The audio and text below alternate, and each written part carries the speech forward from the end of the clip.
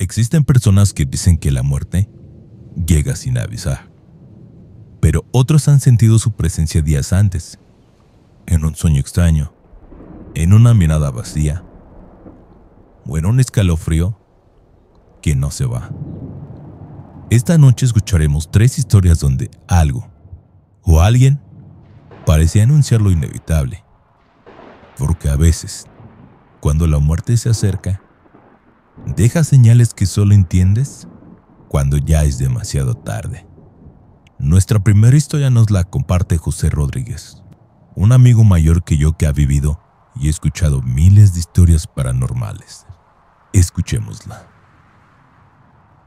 No sé si alguna vez han escuchado de las personas que pueden sentir cuando alguien está a punto de partir.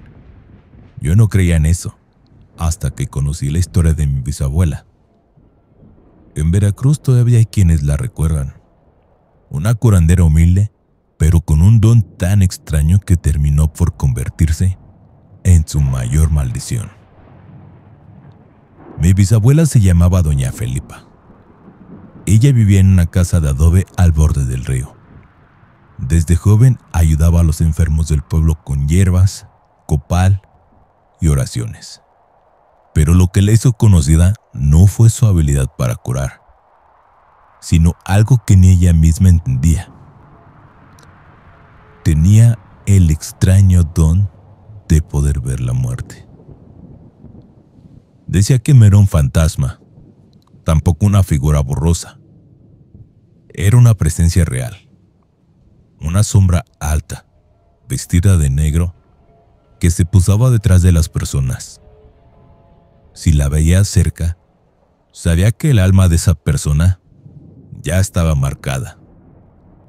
Si la veía a lo lejos, significaba que aún tenía tiempo. Cuando veía la sombra al lado de alguien, esa persona se enfermaba o sufría un accidente poco después. La gente empezó a temerle y a buscarla al mismo tiempo.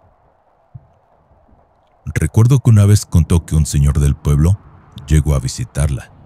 Mi abuela había curado a su esposa semanas antes y regresó para agradecerle. Pero al abrirle la puerta a mi bisabuela se quedó muda. Detrás de él estaba esa sombra que presagiaba el final. La veía tan cerca que parecía tocarle el hombro. Mi abuela le pidió al señor que se cuidara, que no saliera de viaje o que evitara problemas o discusiones, porque su vida podía correr peligro. Pero el señor la ignoró. 2 días después entraron a su negocio, intentaron robarlo y tomaron su vida con un arma de fuego a plena luz del día. A pesar de esto, no todas las historias eran tristes. También hubo milagros. Una mujer que los doctores habían desahuciado llegó buscando alivio. Mi bisabuelo la miró y notó que esa sombra que indicaba al final aún estaba lejos. Ella decía que la veía en la esquina de la habitación. Así que la limpió con hierbas, la bañó con agua bendita y le rezó 3 noches seguidas. La mujer milagrosamente sobrevivió varios años más. Decía que Felipa le había robado tiempo al destino. Pero la visión más dolorosa fue la de su propio padre. Una tarde, mientras él reparaba una cerca, lo vio con la sombra a la espalda. Era enorme, de casi 2 metros, con una guadaña reluciente. Le rogó a su papá entre lágrimas que no saliera al día siguiente, que pasara más tiempo con él y su familia, porque algo terrible podía pasar. Él también se rió, igual que todos los demás. Pero al otro día, un tronco cayó sobre él mientras trabajaba. Falleció en el acto. Desde entonces mi bisabuela nunca volvió a advertir o ayudar a alguien. Aprendió a aceptar que su don era una carga que no podía cambiar. A veces decía que la muerte no era maligna, que solo cumplía su trabajo, y que verla no era una condena, sino un aviso. Con los años envejeció, pero jamás perdió la lucidez. A los 98 años reunió a toda la familia, encendió veladoras, preparó copal y dijo con voz tranquila: ya está aquí. Está a mi lado. En ese momento nadie entendió a qué se refería hasta que la vimos sonreír. Se recostó en su cama y nos pidió que no lloráramos. 3 días después, falleció en paz, como si simplemente hubiera acompañado a una vieja amiga que había cumplido su promesa. Después de eso a veces pienso en ella, cuando entro a un hospital o cuando paso frente a un velorio. Hay lugares donde el aire se vuelve tan frío que parece que alguien me está observando. Y en esos momentos me pregunto si el don de mi abuela se puede heredar. Porque más de una vez, sin explicación, he sentido que alguien se para justo detrás de mí. Nuestro siguiente relato nos llega desde Houston, Texas, y es un valioso aporte de una de nuestras espectadores. Así que prepárense porque lo que están a punto de escuchar es otra historia inquietante de esas que te hacen mirar 2 veces antes de apagar la luz. Sin más preámbulo, continuemos. No soy una persona que se asuste fácilmente. No creo en fantasmas, ni en maldiciones, ni en nada de eso. Pero hay algo que todavía no puedo explicar. Algo que hasta hoy me eriza la piel cada vez que lo recuerdo. Hace unos 10 años mi hija y su novio, ahora su esposo, estaban planeando un viaje a Colorado Springs. Iban a una fiesta de Halloween. Llevaban semanas hablando de eso. Los disfraces, la música, el hotel, todo estaba preparado. Una noche mientras dormía, tuve un sueño que me heló el alma. En él los veía a los dos manejando por una carretera oscura, riendo, cantando. Pero de pronto el coche daba un giro brusco y se volteaba. Yo vi cómo salían disparados sus cuerpos por el parabrisas. Vi sus cuerpos en el asfalto y el silencio posterior me despertó gritando. Recuerdo que desperté empapado en sudor, con el corazón desbocado y la garganta seca. Me tomó varios minutos a entender que solo había sido un sueño, pero se sentía tan real, tan vívido que algo en mí decía que no podía ignorarlo. Eran casi las 3 de la mañana. Me levanté sin pensarlo y fui directo a la habitación de mi hija. Ella dormía tranquila, con esa paz que solo tienen los jóvenes que todavía no conocen el miedo. Me senté en el borde de la cama y la abracé sin despertarla.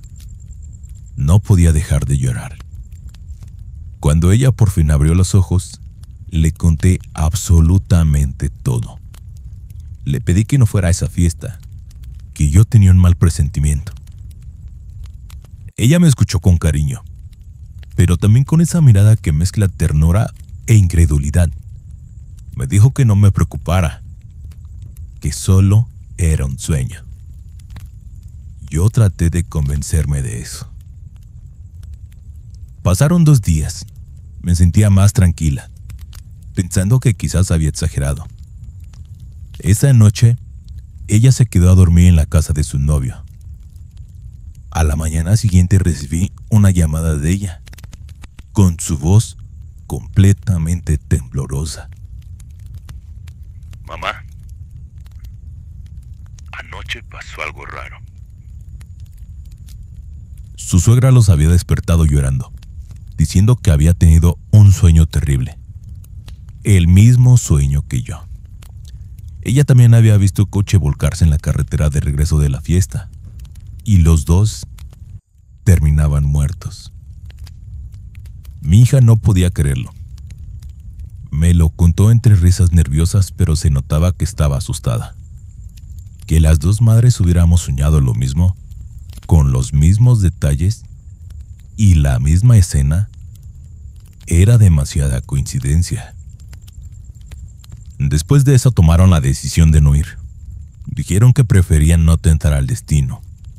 Y aunque me tranquilizó saberlo, hubo algo en su tono que me inquietó. De todos modos, mamá, era solo una fiesta. Me dijo, seguro fue casualidad. Pero en el fondo, yo sabía que no. El día de la fiesta llegó. Esa noche no pude dormir. Me quedé despierta mirando el reloj, esperando que pasara el amanecer. A las 3:20, sin razón aparente, todas las luces de la casa parpadearon. Un viento helado entró por la ventana, y juro que escuché por un segundo el sonido de un coche derrapando en la distancia.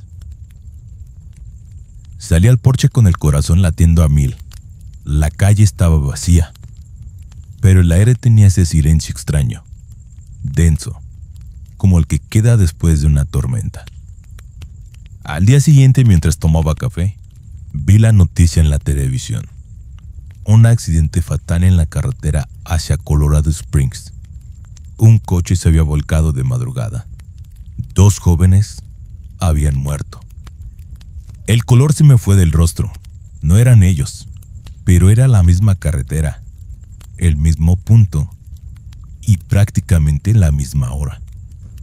Desde entonces, cada año, cuando se acerca la fecha de Halloween, mi hija me dice en broma que no sueñe nada raro.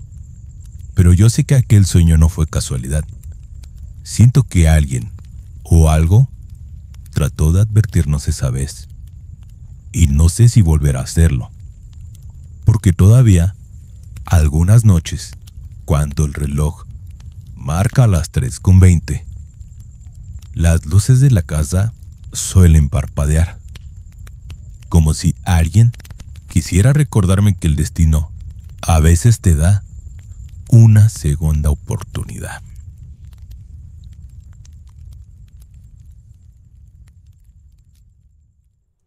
A lo largo de mi existencia he vivido tantas cosas que se me quedan grabadas en la memoria, como si las hubiera vivido ayer, aunque ya hayan pasado décadas.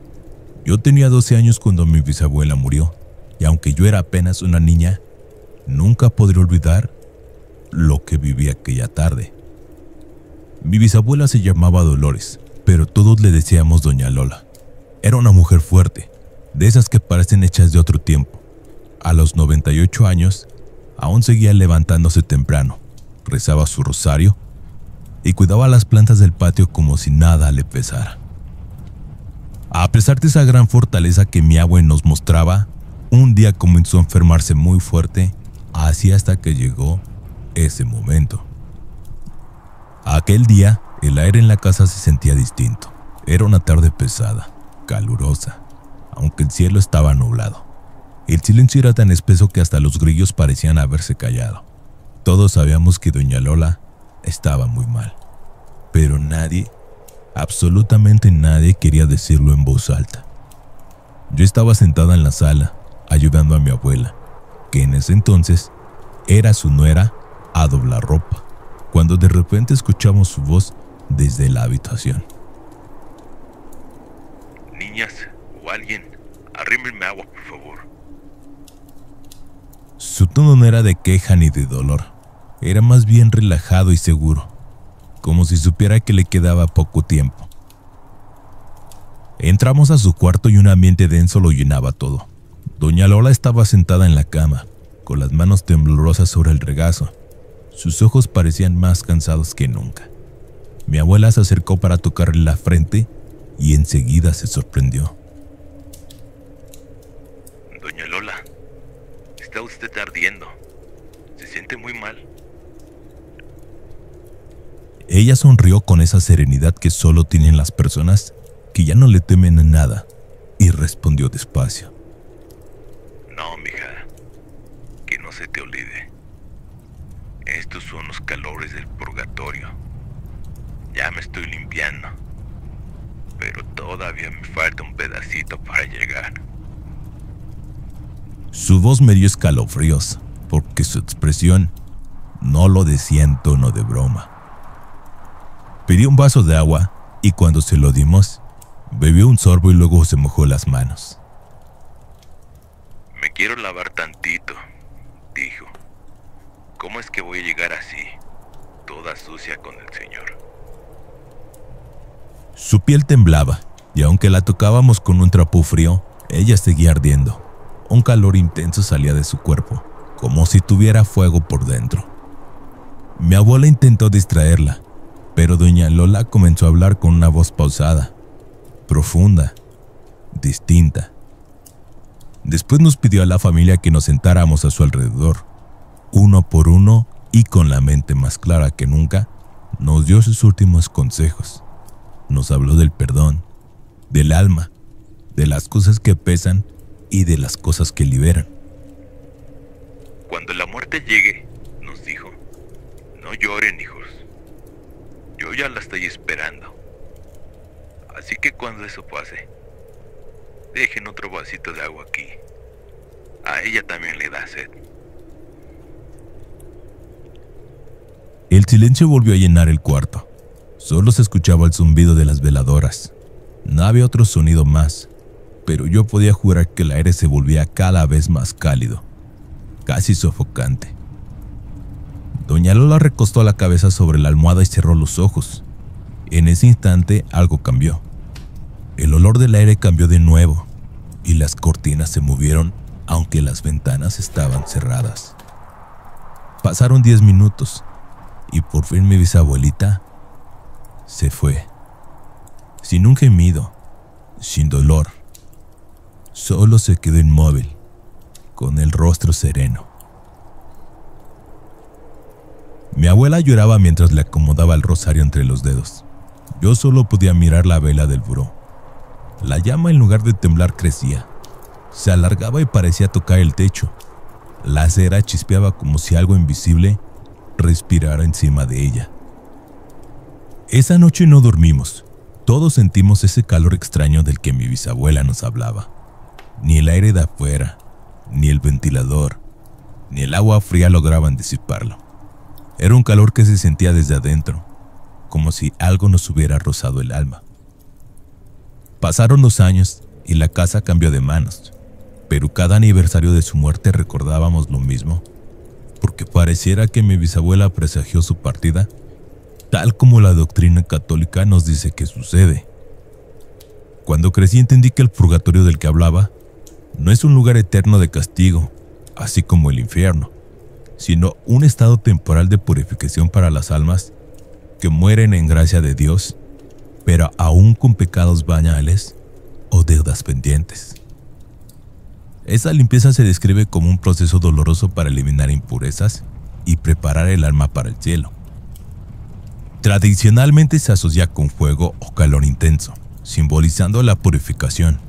Por ejemplo, San Pablo en la Biblia hablaba de un fuego que prueba las obras de cada uno, y teólogos como Santo Tomás de Aquino lo describen como un fuego que quema las manchas del pecado sin destruir el alma.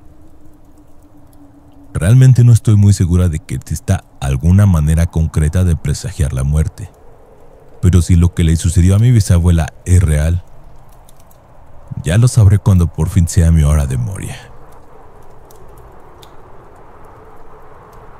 Con este relato llegamos al final del video de esta noche. No olvides que nos puedes compartir tus historias directamente al correo o en los comentarios. Ya por último me gustaría pedirte enormemente que por favor te suscribas a este canal. Estamos a nada de lograr nuestra primera meta de 1000 suscriptores y te lo agradeceríamos infinitamente. Muchas gracias por escuchar. Hasta la próxima.